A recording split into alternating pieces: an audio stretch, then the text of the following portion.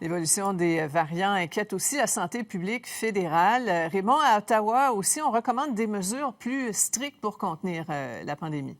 Voilà, c'est ce que les responsables de la santé publique fédérale ont dit ce matin en faisant le point sur la pandémie. La bonne nouvelle, selon la santé publique fédérale, Sophie, c'est que les personnes âgées sont de moins en moins affectées par la COVID-19 en raison, bien entendu, de la vaccination. Par contre, les 20 à 39 ans sont de plus en plus touchés par des cas d'infection. Et on sent de plus en plus là, que le Canada est en troisième vague. On dit que dans les 2 dernières semaines, le nombre de cas quotidiens de COVID-19 a augmenté de 30 % au Canada.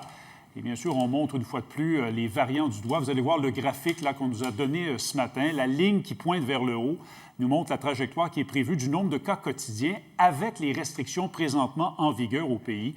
Et si on prévoit une flambée des cas, c'est bien sûr en raison de ces variants plus contagieux. Avec la circulation croissante des variants hautement contagieux, la menace d'une croissance épidémique incontrôlée est considérablement élevée. Pour la plupart, ce n'est pas le moment de relaxer des mesures maintenant. Surtout si tu es dans la plus grande province.